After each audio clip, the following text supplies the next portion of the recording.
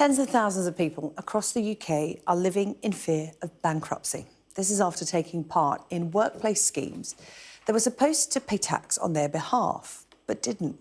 They include people like nurses, supply teachers and council workers. Well, HMRC, the tax office, is now hitting those people with backdated tax bills. In some cases, the demand is for hundreds of thousands of pounds. Tax lawyers have been telling Sky News it's an unjust scheme and is targeting the wrong people. Sky's Gurpreet Narwan has been speaking to some of those people whose lives have simply been torn apart. It's an almost existential threat. You know, you work hard for things like your home and your security, and when you don't know whether tomorrow you're going to get a letter that's going to take that away from you. After the late payment fees were applied, it was 24,000. Michael, a healthcare worker, has fallen foul of the loan charge. He, like tens of thousands of people, were paid salaries through schemes that promised to take care of their taxes. But in 2017, the government introduced a new law allowing HMRC to demand tax from people whose employers did not, in fact, pay it. Has emerged. Lawyers say the loan charge was not fair from the start. When the contractors were paid, the PAYE rules applied and were meant to ensure that tax was deducted from salary before it was received by the workers. That PAYE was not paid. The workers suffered a deduction, but that was just simply taken as fees by the promoters of the schemes which were running rather dubious tax avoidance arrangements without the contractor's knowledge. So why isn't HMRC going after the promoters of these schemes? It's a question that MPs have been asking. What should happen is that the HMRC, if it thinks it's owed the money, should go back to the promoters, go back to the contractors who insisted on these terms and say, you can pay at least your share, if not the whole burden. But they're not doing that. And I'm afraid, in my view, they've made a massive ethical error in not doing so. HMRC says it is responsible for collecting the tax that people owe, but that it has support in place to help people like Michael settle their bills. HMRC is not out of pocket, the umbrella companies aren't out of pocket, the agencies that pushed it aren't out of pocket. It's only the end worker, and we're just normal people. Michael is trying to move forward, but others have had their lives ripped apart. Marriages have broken down, and the loan charge has been linked to at least 10 suicides. Campaigners say now is the time for action. Gurpreet Narwan, Sky News. Well, just before we came on air tonight, I spoke to Angela Gazervach, who used to work for local councils. And after being made redundant, she joined an agency which arranged her work through one of those so-called loan schemes. But years later, she received a tax bill from HMRC for £7,000. That number has gone up and up. And now they say she owes them £44,000, money she simply doesn't have. I started by asking Angela when she first knew there was a problem. I didn't know anything about it. I signed up to an agency when I was made redundant through austerity, local authority austerity measures, and was given not an option. I was told I had to go through an umbrella company or sign up as a limited company in order to get paid, because they wouldn't take me on as PAYE because I had to make cuts. So I signed up with, I was recruited by an agency, an accountancy agency. They were offering incentives to recruit people, and I was sent all the paperwork, which they said they were legitimate, they were compliant with HMRC, they would do all my tax returns, etc., etc. They would get me a good return on my tax. So I had no reason to doubt that they were not acting in my interests. I asked around at the office. A few colleagues had signed up with the same agency, and everything was fine. And then, as I say, I got the letter to say I owe 7,000, and then it was 3 more, 11,000, and so it went on. At the moment, I'm appealing via tax aid who were acting on my behalf. I had to send them all my bank accounts. But as you can imagine, I'm 65 years old. I should be happily retired by now. But HMRC are saying that I owe them all this money and that I have to pay interest on it. And they make you feel like a criminal. Let's be clear here, you've worked in local authorities all your life, sometimes as a permanent member of staff. But such is the way things work, people at home will understand if you are a contract worker, if you are freelance, if you work on a short-term basis, you often go through agencies. Yes. And these agencies were telling you that you were going to get paid in a certain way and that all of the tax, the PAYE, the national insurance, would be sorted out by them or the employer. Yes. And that didn't happen. And HMRC are coming after you. Who do you think they should be going after? The agencies that sold these schemes and told us that, they were compliant with... I mean, they sent me tax returns every year and I had no reason. They took the money from you. You saw that money coming out of your wage and you presumed it was going to pay your tax. Yes, absolutely, yes. And they sent me my tax returns. They sent me copies of my tax returns, so I just thought everything was above board. I'd worked for local authorities all my life since leaving school, so, I had no reason to doubt that these agencies weren't compliant or they were doing anything untoward. So I had no idea until these letters dropped through my letterbox. And currently, HMRC are chasing you for £44,000, which is a huge amount of money. As you said, you're 65. You've stopped working, you've paid your dues and you thought you were paying your taxes.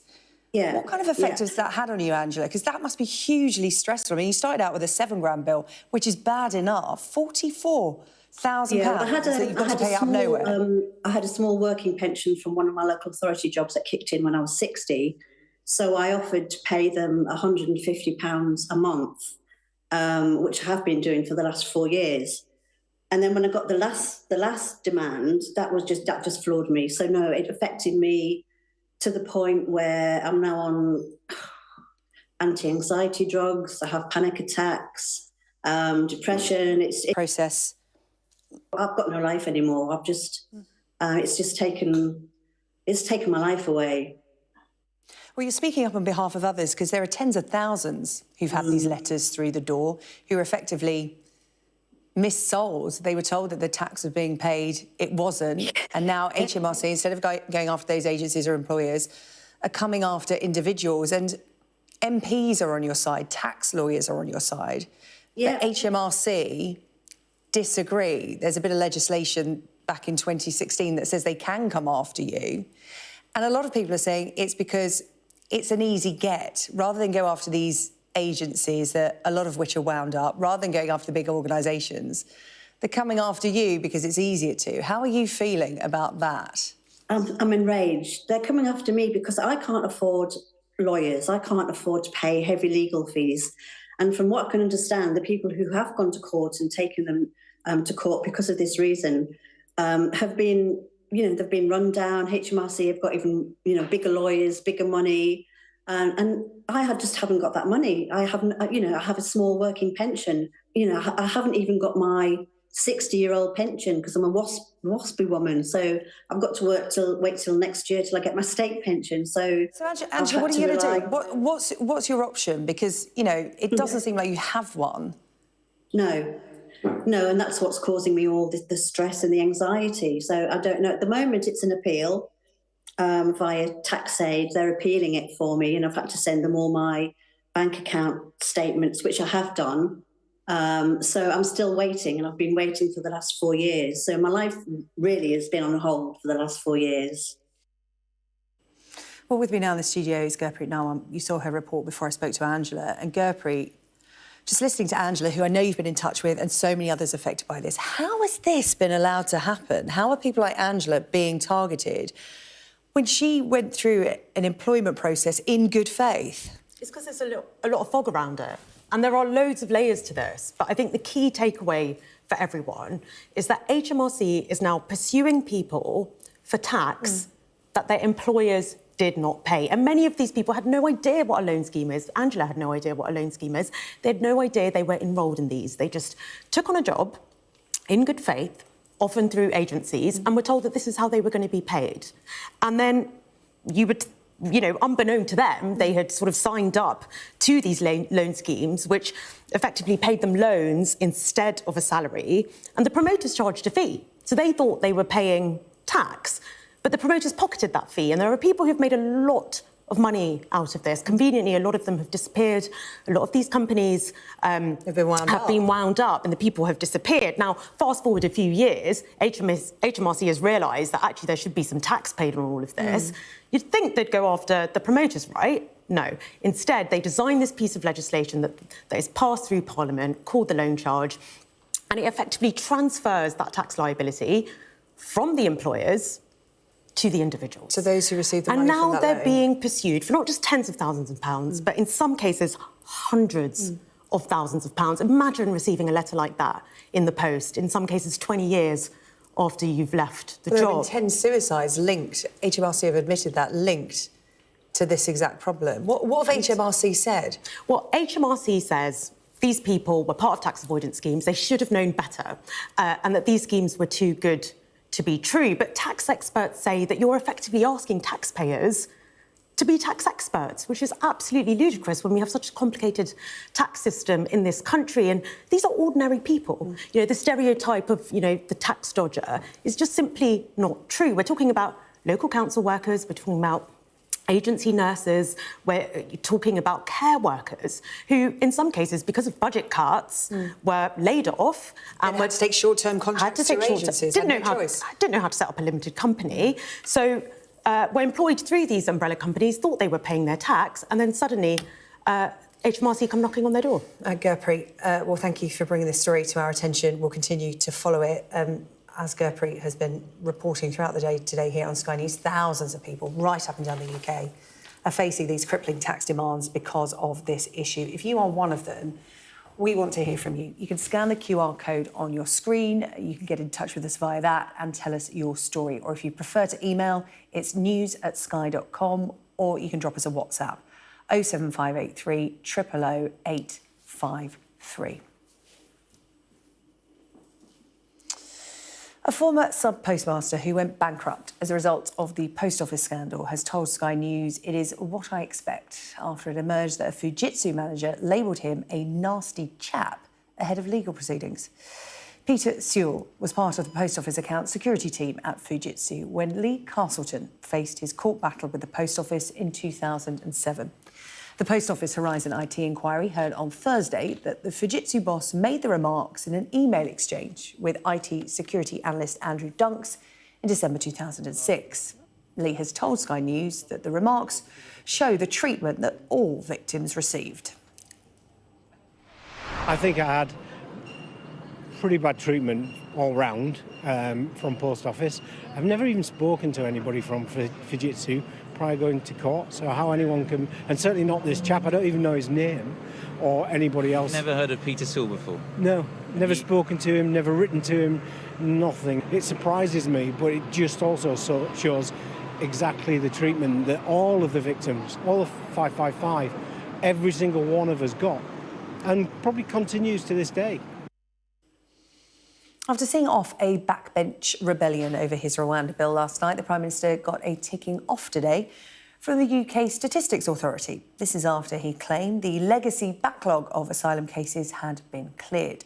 Meanwhile, Sky News has discovered that some asylum seekers who are being moved out of taxpayer-funded hotels are simply being moved into other hotels, and it's still being paid for by the Home Office.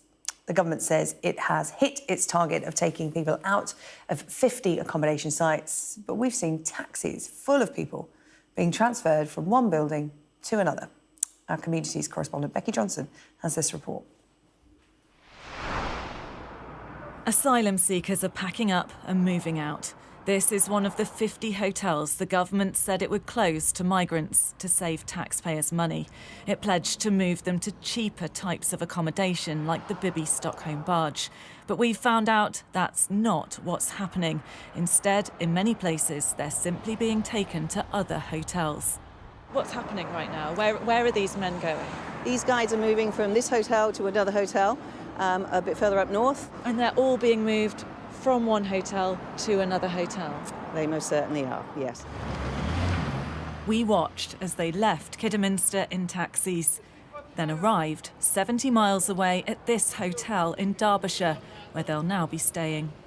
What we've just witnessed will mean the Home Office can say another migrant hotel has been closed. But as we've seen, the migrants will still be being housed in a hotel at the taxpayers' expense, just a different hotel, an hour and a half away from where they were staying. For Khan, it means losing his college place as it's too far to travel, but he had no choice. The hotel tell us that if you cancel this process, you must sleep on the road like a homeless. He had expected to be out of taxpayer-funded accommodation by now. As he's been here so long, his claim is part of the so-called legacy backlog the government says it's dealt with. Around 2 years I'm in here. I want to work. I want to start a new life for us. Hallow's been in the UK even longer. The hotel where he was staying closed to migrants last week, so he was moved 40 miles away to this hotel in Staffordshire with a group of men. Shifting around, just switching, so it doesn't change anything, just wasting money, I think. So why do you think you've been moved? I think it's just because of the next election, so they want to tell the native people we sorted out the hotels. This is another hotel that's recently closed to migrants, but this one housed families, so children have lost school places in the sudden move to another county. The Home Office says it's making significant progress to reduce the £8.2 million a day hotel bill for taxpayers. But the people in the hotels say they just want decisions on their asylum claims so they can move out and move on. Well, Becky's in the studio with me now. Becky, you've been an eyewitness to what's been going on. The government say they're dealing with a problem, they're solving the problem, but actually they're just moving it around. Yeah, in fact, what we've uncovered was described as a merry-go-round with a human cost by a former independent chief inspector for Borders and Immigration today, and I think that's a fair description. I think what we see a lot with immigration policy, and particularly in relation to asylum seekers, is you have the rhetoric from the government and they like to talk tough, but then you have the reality of how policies are delivered on the ground. And I think certainly what we've revealed shows that what's happening isn't perhaps quite what voters may think is happening. So yes, it's true, the government has closed 50 hotels to asylum seekers, but what we saw was asylum seekers being moved out of quite small hotels and into quite large hotels. So it's debatable whether the number of asylum seekers in hotels has actually fallen. Well, where else would they go? The barges aren't working. They're not able to get on planes as the government wants to just yet. So where else would they go? Exactly. And when the government announced in the autumn that they were going to close migrant hotels, the talk was very much that they were going to move them to cheaper types of accommodation. So the Bibby Stockholm barge was mentioned, former MOD sites. But the numbers just don't add up. There simply isn't enough accommodation. There are tens of thousands of asylum seekers waiting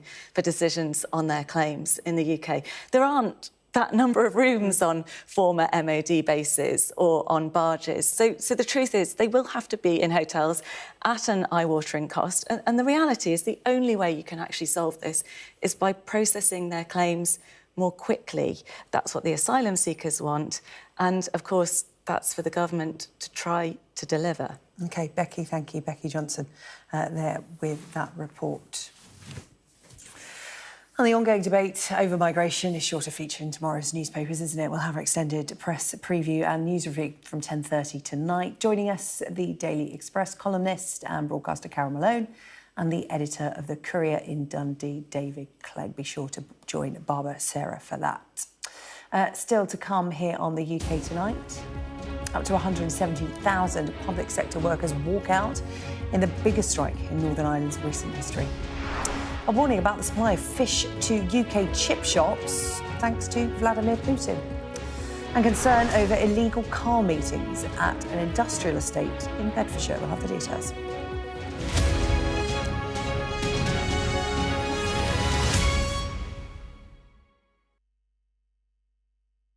I'm Helen Ann Smith. I'm Sky's Asia correspondent, and I'm based here in Beijing. My most memorable story was covering the extreme zero COVID restrictions. A massive COVID wave is sweeping this city, but officially, almost no one has died. This is a 4-lane dual carriageway, completely shut off. Some things are being allowed in, but actually the only thing we've seen coming out is an ambulance. The message from China is clear. This is a modernised military, absolutely able to fight an international war if needed. Is this military ready? We are prepared to face every kind of challenge. My biggest challenge is adequately telling the stories of the Chinese people, even when the authorities would prefer me not to. Hey. You go there. By the rules, we are allowed to film in the streets. To the left. I will always remember the atmosphere at the Shanghai protests. It was an electric mix of excitement, fear, and defiance, and a sense that history was being made. It's hard to express just how incredibly unusual these scenes are in China. There are people who are afraid. On the streets of Xinjiang, there is still a tension. Heavy police, a sense they're always watching. It's really an incredible eeriness to this place, and it just is completely abandoned. The Chinese housing market, for so long a driver of growth, is now a real liability. We take you to the heart of the stories that shape our world. It's actually hard to describe the cold here. It's so intense. It literally takes your breath away. I can't tell if I'm moving it or it's moving me, but it's a very strange feeling. The world is watching what's happening here.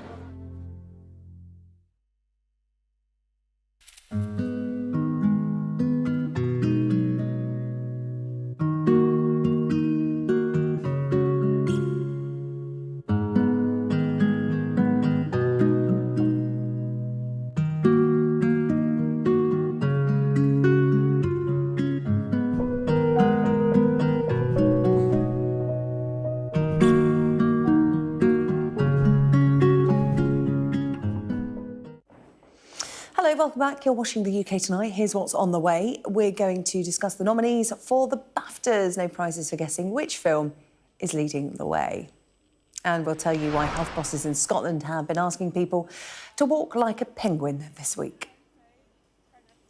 Now, Northern Ireland's biggest strike in recent history has got underway. Up to 170,000 public sector workers have walked out, demanding the same pay rises given to their counterparts elsewhere in the UK. Well, the Westminster government has offered £600 million to resolve pay claims, but only if the power-sharing executive gets back to work at Stormont. Our Ireland correspondent Stephen Murphy reports. It was billed as the biggest strike day in Northern Irish history. Teachers, nurses, bus and rail workers and civil servants among the tens of thousands demanding fairer pay. At the minute we are the lowest paid midwives in the UK and there's no reason why that should be the case. Until we get equality, until we get fairness that everybody else is getting across the UK, I'll strike as long as I can. At the showpiece rally at Belfast City Hall was Marie Irwin, a special needs teacher in Belfast.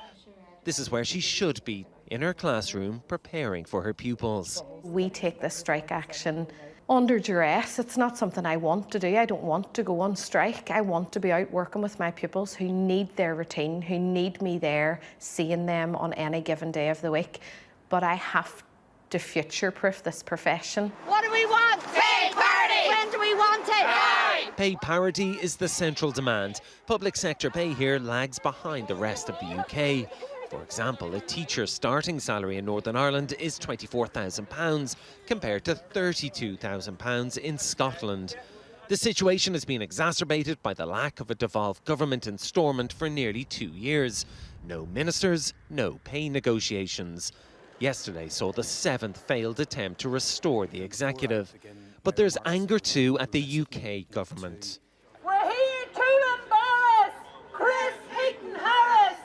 Northern Ireland Secretary Chris Heaton-Harris says he can't release promised funding to deal with the pay until Stormont returns, something widely dismissed by workers here. Legislation can be changed to extend elections, so I don't see why it can be changed to give us our pay. These workers are effectively angry at both governments, the one in London refusing to release the funds to solve the pay issue, and the one in Stormont that doesn't exist.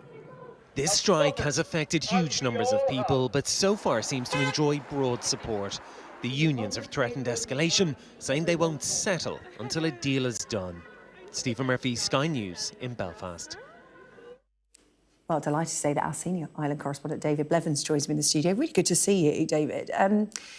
This is industrial action on a mammoth scale. How did we get to this point?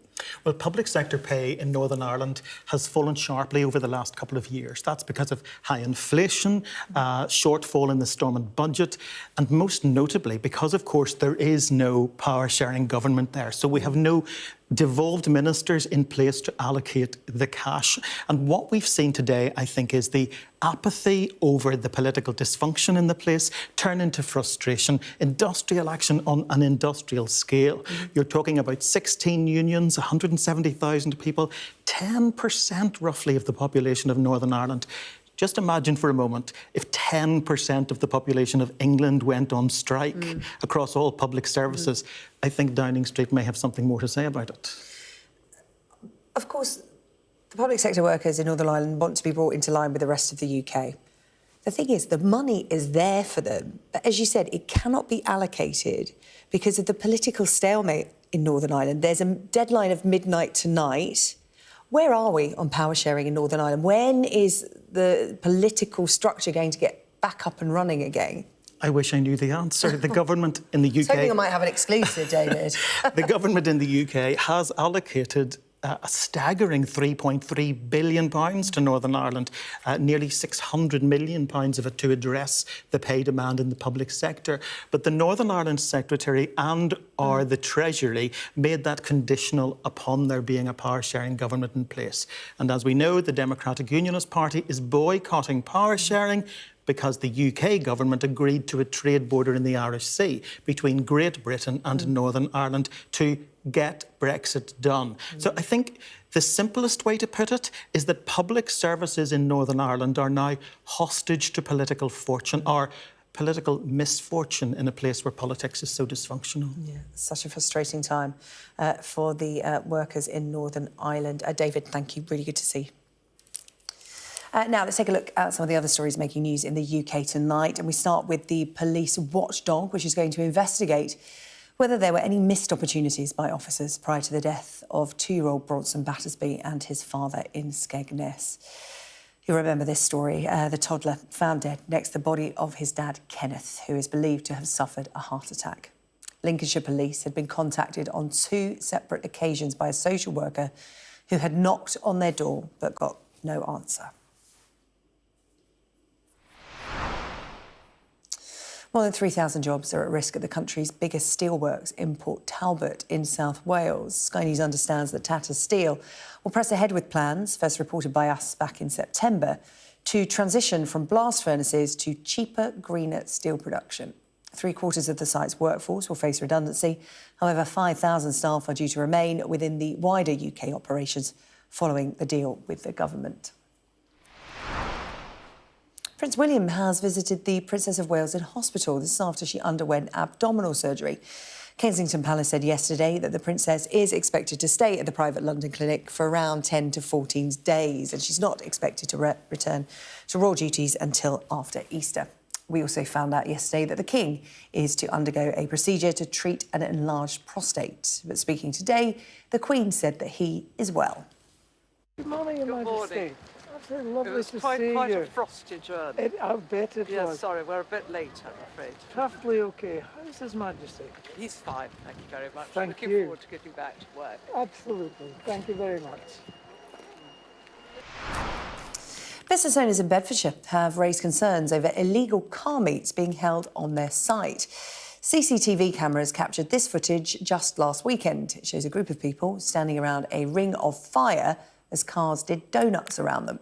The local fire service says firefighters who attended the incident were diverted from a serious road traffic accident. And there's a fresh warning about the supply of fish for British chip shops, all because of Vladimir Putin.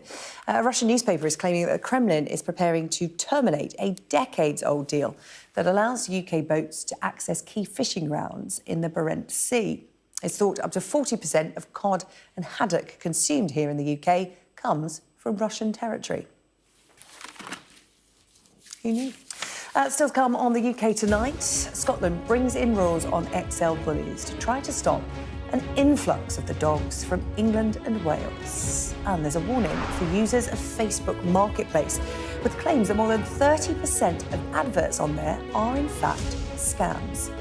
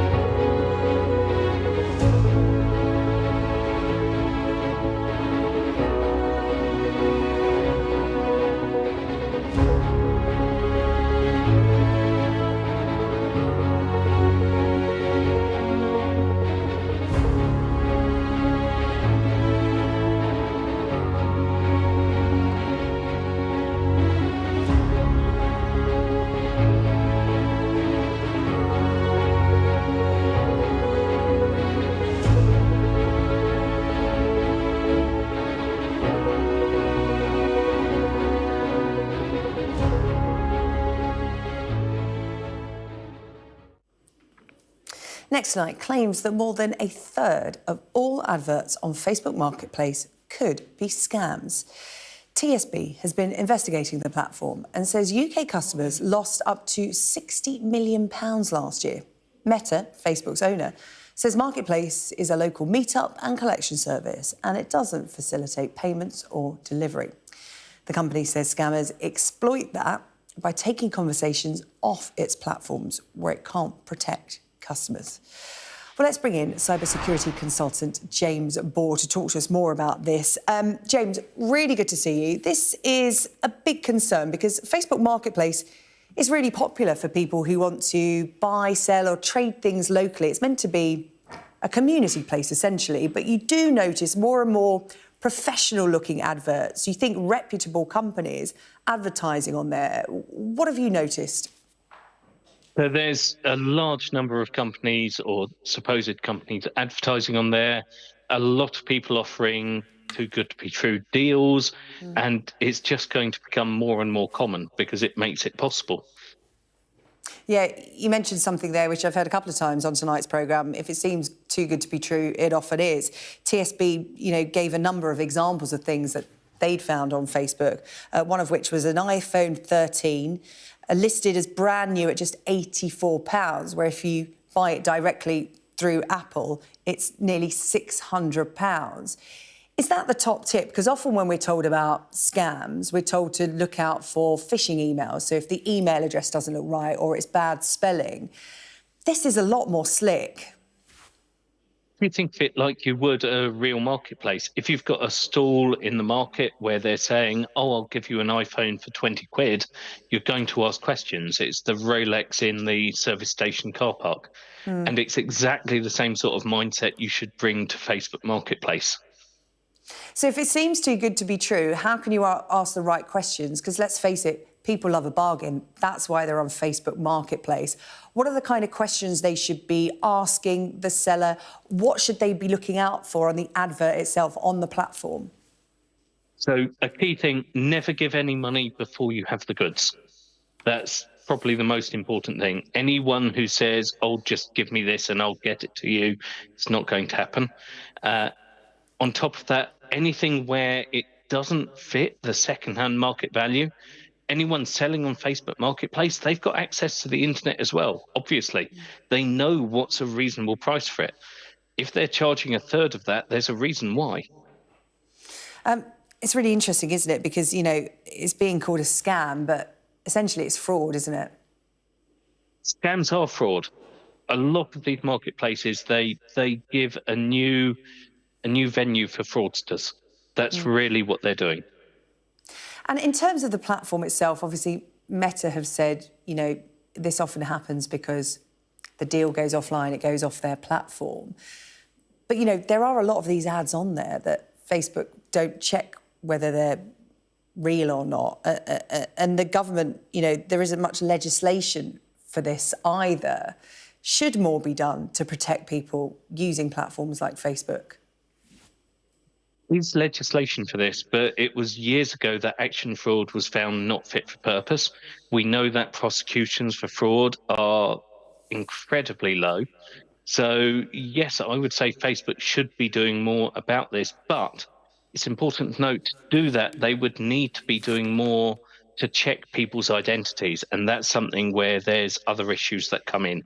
Yeah, of course, because people can create an account on there and provide no identity documents. I'm just looking at the most scammed items on Facebook Marketplace last year by volume. Vehicle and vehicle parts, phones as well, games consoles and accessories, as well as concert and festival tickets. They tend to be the expensive items, which might be out of the price range of most people, which is why they look for a bargain. What can people do if they are caught out on Facebook Marketplace? Is there an organisation that can help them? Where do they go? So there's action fraud that you can report it to, but they won't be able to do much unless it's significant enough to hit law enforcement. There is a charity out there called the Cyber Helpline, and they can give some advice and some support to individuals who are caught, but frankly there's not much you can do. One of the best things to do is make sure that you are paying with a credit card, because then you can dispute the charges, and if anyone's not willing to take a credit card payment, there are some serious questions you should be asking. OK, James, keep your wits about you if you're shopping online. James Moore, really good to talk to you. Thank you so much. Now, the families of two men posthumously cleared of convictions based on the word of a corrupt police officer have called for a reform of the law to ensure that their experience isn't repeated. British rail workers Basil Peterkin and Salia Mehmet died before they could clear their names. This is after British Transport Police Detective Sergeant Derek Ridgewell accused them of theft from a site which he later admitted stealing from. Their convictions from 1977 were finally quashed today. Ridgewell, who died of a heart attack in prison in 1982, was involved in a number of high-profile and controversial cases in the 1970s. In recent years, investigations into his historical, racist and corrupt practices have led to several convictions being overturned, including for members of the so-called Oval 4 and Stockwell 6. The Scottish First Minister has admitted that a delay in imposing rules on XL bullies has led to an influx of the dogs from other parts of the UK. The Westminster government introduced restrictions last year, banning the sale or breeding of XL bullies and forcing owners to keep their dogs on a lead and muzzle in public. Well, Scotland has now announced that it will replicate those rules north of the border. Our Scotland correspondent Colin Gillis has this report. We need to work on this one quickly, just because, you know, the poor dog. Sammy from the West Midlands has been on a frantic mission to save the XL bully. What are the details on Callie and Rollo exactly? Making 4 trips to Scotland for around a dozen dogs before England banned them at New Year. There is times where I've had to drive off with the dog looking out the back window and the owner in tears and everything. So it has been the case that some have been destroyed. Others, to be honest, I couldn't wait to get the dogs out of there because I've had people threaten to throw the puppies in the bin. Good boy. Taylor, though, is one of many who've come to the rescue, relocating Enzo from his owners in Sheffield, bringing him to the north of Scotland. The only reason we're doing this is because his quality of life has been taken down so much now because of the ban in England. She also has paid for half of his neutering, and that's an owner that genuinely cares about their dog. You know, he wasn't dumped. It was just a case of giving him a better chance at life. But it's backfired. Months after Rishi Sunak's ban was dismissed by Scottish ministers, now they concede the delay may have led to an influx north of the border. Did you dither and delay, though, on this to the point that it increased harm and potential risk for people here in Scotland by resulting in an influx of XL bullies? No, there's certainly no evidence of that. Now, the fact, of course, that we've seen XL bullies come from other parts of the UK to Scotland is one of the reasons why I've said that we'll essentially end up replicating the safeguards that are in place in the rest of the UK. There are concerns from campaigners who fear those safeguards could get costly. The £92 for the certificate, but also we're getting told off people that some vets are charging upwards of £600 to have a female dog spayed. People just can't afford that kind of money. What's the alternative then? Do you just have to put them down? Yeah. A bleak thought for some as ministers prepare a deadline date for the fate of this breed. Conor Gillis, Sky News in Glasgow. Coming up on the UK tonight, Oppenheimer leads the way as the nominees are announced for the BAFTA Film Awards. And in sport, we'll tell you how sickness hampered Emma Raducanu as she exited the Australian Open in the second round.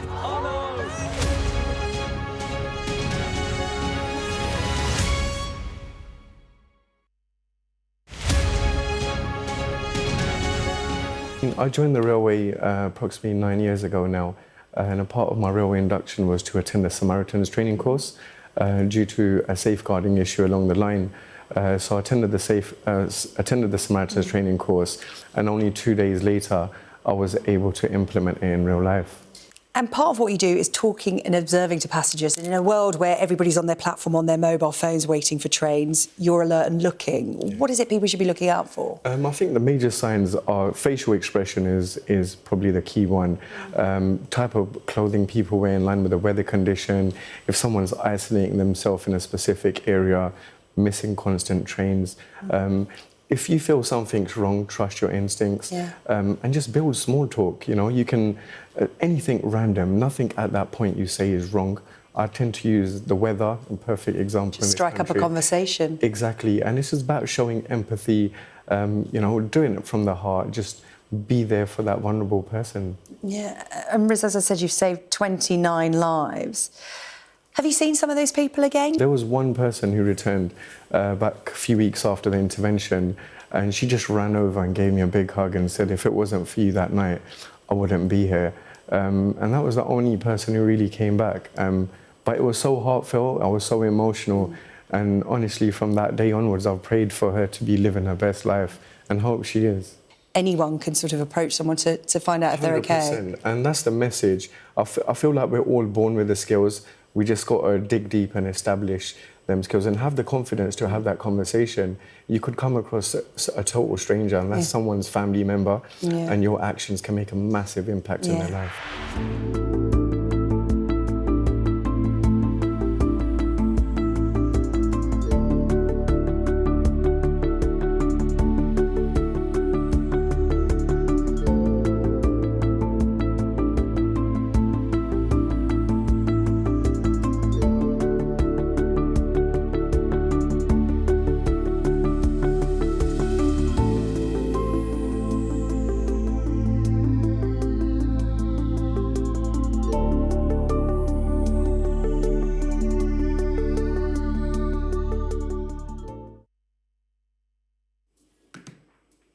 Coming up, we'll take you through the runners and riders for the BAFTAs as awards season gets into full swing. But first, David is here with the sport. Hello. Hello.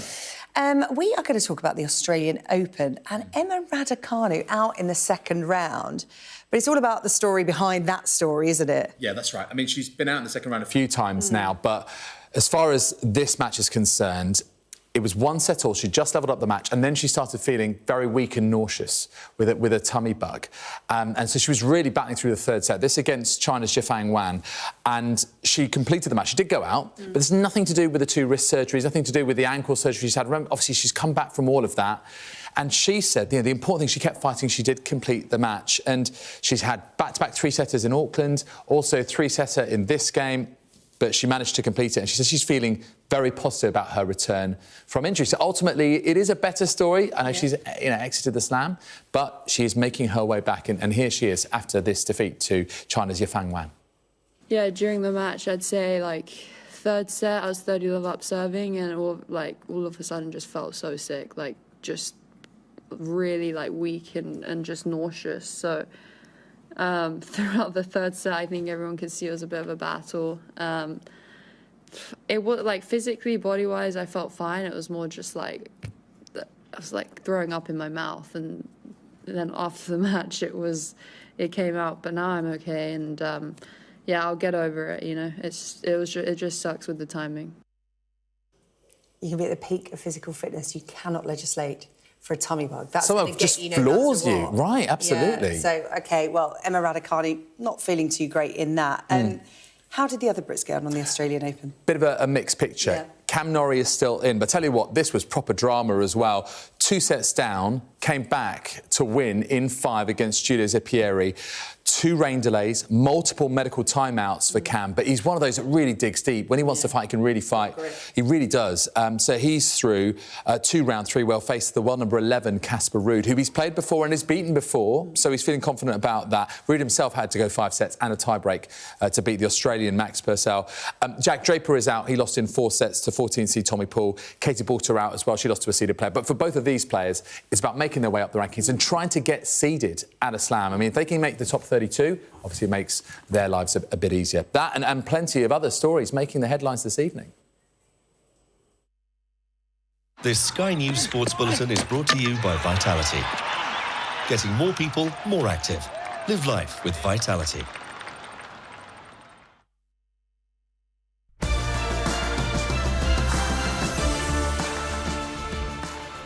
2024 will mark the return of the Olympic Games to Europe for the first time since London 2012. Team GB sprinters have an enviable strength in depth, but only 3 male and 3 female sprinters can compete in the individual events. Eugene Amodadze is one of a number of British sub-10 second 100-metre male sprinters. He's a little bit different though. Yeah, a late starter, very late in fact. He began just 5 years ago, narrowly missing out on the World Championship 100-metre final last summer at the age of 31. He's getting faster though, and that's all the more incredible as before he began sprinting, he'd forged himself a career. Meet the world's fastest accountant. Right now, I still don't refer to myself as a sprinter. I'm just a chartered accountant. World's fastest accountant, that's what I like to call myself. Run as fast as you can.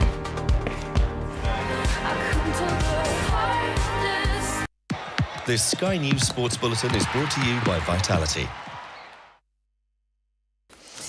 Right, it's about that time to take a look at the weather. Warm memories wherever you go.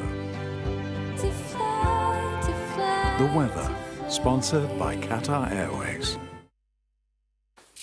Well, Friday is looking cold. Snow and ice for some of us.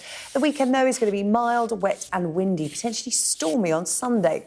The Met Office have issued several snow and ice warnings in the north and west. You can see them there. Ireland has similar warnings for most parts as well. It's going to be largely dry and frosty this evening, but northern and western coastal regions can expect snow showers. Northern Scotland and the north of Wales look most at risk, with a few running into Cheshire. Snow showers will spread a little further inland overnight before becoming mainly confined to the windy north and west of Scotland. The weather, sponsored by Qatar Airways. Box office juggernaut Oppenheimer has swept the nominations for the BAFTAs, getting 13 nods in total. We're in a race against the Nazis. And I know what it means if the Nazis have a bomb.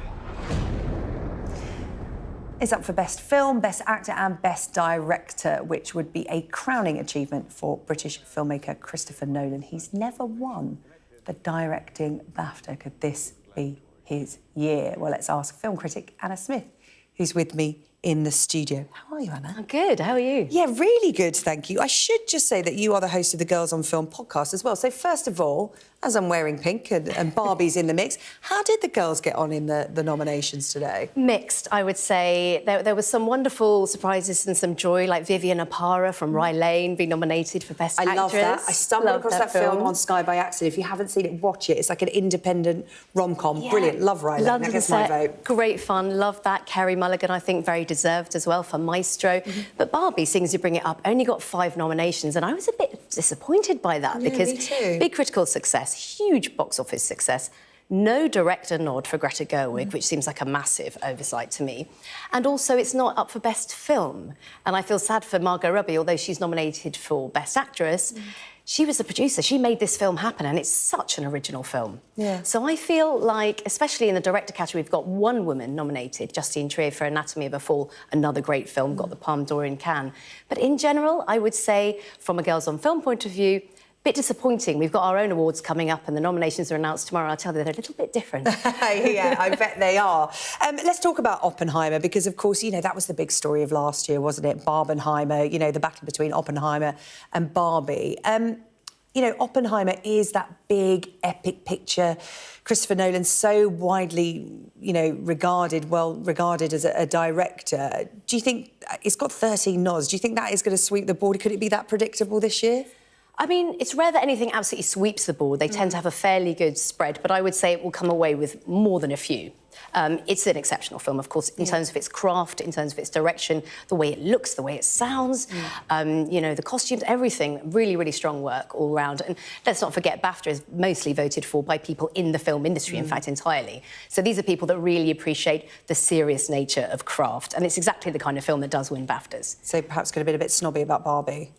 Well, you wonder, don't you? You do wonder. Yeah, I didn't think I would, and I loved it. I absolutely loved it. Let's talk about... What else do you want to talk about? Well, there's a film called All of Us Strangers, which hasn't come out in the UK yet, but that's been nominated for 6, and I would say absolutely cash this film when it comes out. That's the one with Paul Mescal and Andrew Scott and Claire Foy. So Paul Mescal, Claire Foy, they've been nominated quite rightly. Yeah. Andrew Scott, though, is the beating heart of this film. Surprisingly not nominated, but it's a beautiful, moving British drama, very nostalgic. It's about a gay man looking back to his life in the 1980s, to his parents, and he meets a young and quite lonely man, and it's about connection. I've never seen so many grown men cry watching this film. Really? I've got to be honest with you. Oh, that's one to watch. And, you know, I've mainly followed the awards season for little gems that you can pick up and think, oh, actually, everybody's talking about that, I'm going to watch it. It's normally like my to-watch list for the rest of the year. What in there do you think that deserves to be in there from your point of view? Like, it's a standout film. It might not get commercial success, but it's like a hidden gem. Well, Saltburn, everyone's talking about, of course, that's up for a few. Saltburn. I'm still scarred by that. Well, everyone knows about Saltburn by now, but that luckily has got some nominations. But one that you might not have heard of is The Holdovers, because that is yet to come out here, but it's another very sweet, charming, kind of grumpy old man film with Paul Giamatti, which, of course, he does so beautifully. But I'd say Holdovers is one to cherish and one to enjoy. Killers of the Flower Moon is also great. A lot of people will know about that. But I was surprised that Lily Gladstone wasn't nominated for that. So yeah, because she won the Golden Globe, didn't she? And she's in pole position to win an Oscar. So that is surprising. Oh, well, they've got to differentiate themselves from each other, haven't they, these award ceremonies? Otherwise, it'd all be the same. We'd all know what was coming. Well, Anna, thank you, and best of luck with your awards, Girls on Film Awards. When is it? 20th of Feb. The 20th of Feb, Yeah. OK. We'll look to see what you come up with. Brilliant. Anna Smith there, film critic and podcast host as well, Girls on Film. Now, we always like to leave you with something weird or wonderful on the UK tonight, and NHS officials in Scotland have provided us with that tonight. They have been handing out some rather unusual health advice during this week's cold snap. If you're living in Scotland, you might have seen this. They have released an instruction video of how to walk like a penguin. This is to prevent slips and falls in icy conditions. Here you can see a masterclass taking place right there. It's been released by NHS Greater Glasgow. Walking like a penguin involves keeping your centre of gravity over your feet. Importantly, it will help you avoid trips to A&E in this cold and icy weather. I mean, let's just enjoy some of these pictures of people walking like penguins. I can hear people in my ear telling me to do it. I'm sitting down, the camera's not ready. Volunteers at NHS Greater Glasgow and Clyde have been demonstrating that video there. So walk like a penguin tomorrow. Friday's going to be really cold. We'll see you Monday at 8.